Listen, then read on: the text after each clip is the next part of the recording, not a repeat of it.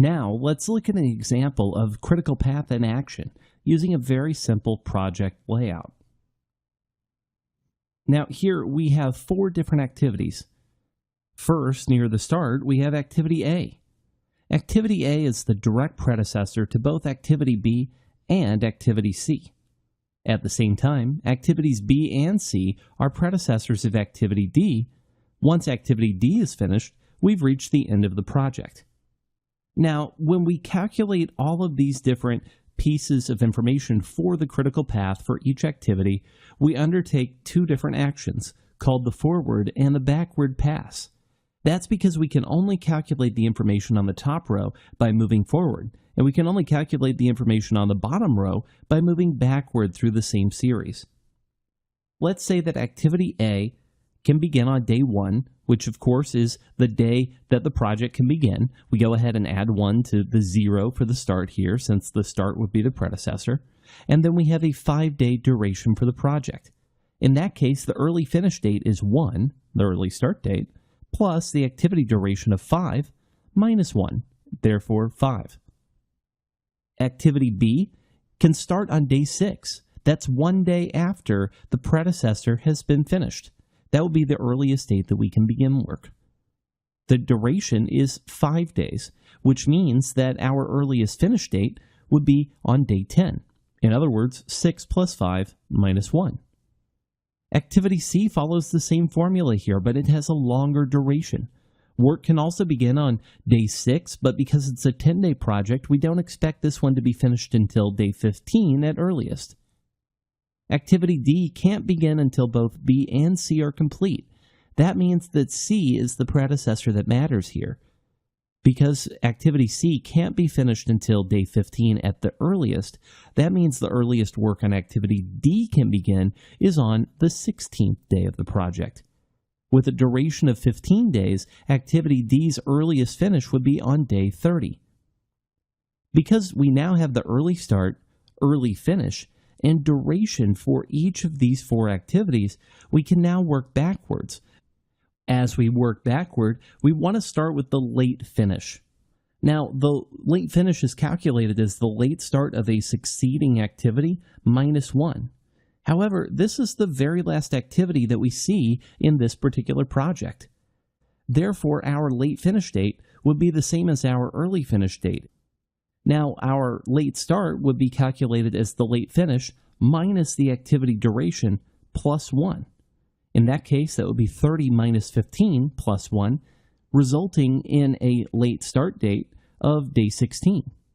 Our total float would be calculated as the late start minus the early start, which in this case would be 0.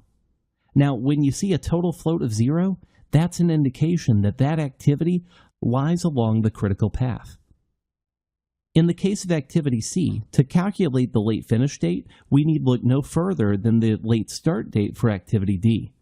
Because the latest Activity D can begin work is on day 16, that means the latest Activity C could finish is also on day 15. When we subtract the duration for Activity C from its late finish date, the late start date ends up being the same, leading once again to a total float of 0. Activity B, on the other hand, is a little different. Because it's a shorter activity, and because it won't lie on the critical path, we can see that the late finish date might be on day 15, because after all, Activity D needs to begin on day 16. However, our late start date has changed. Because this activity is shorter and because it doesn't lie on the critical path, we can simply take the duration of 5, subtract it from 15, the late finish date, add 1, and arrive at a late start date of 11. Now, because we have a late start date of 11 and an early start date of 6, we can subtract that and see that our total float would be 5. For Activity A, once again, we see that there is no slack in this particular activity.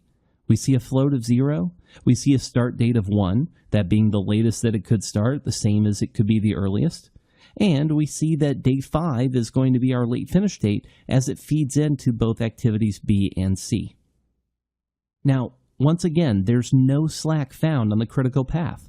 This is one of the greatest indicators that these activities indeed lie on the critical path, making them easy to identify, even if you don't have orange arrows to help you out. Now, let's double check that that is indeed the critical path. If we go from A to B to D, from start to finish, we see that there is a duration of 25 days. However, when we go from A to C to D, we see a duration of 30 days. Remember, the critical path is also defined as the longest line of duration from start to finish for the project, because the project work simply can't all be finished until all activities are finished, and that means taking all of the time necessary for all of those activities to take place. While many project plans are obviously more sophisticated than this one is, you'll find that they all follow the same sort of formula. Even if they have more activities, you'll be able to judge them the same way, by going forward from start to finish through all of the different activities and the different dependencies that they might present, and then moving backwards in order to calculate both the late finish and start dates, as well as, importantly, the float for each activity. We can then determine not only when we could expect work on each activity to begin, or when it should or could begin if there's a difference between early and late start dates, but then we can also see where the critical path lies by looking for those activities for which there's simply no float.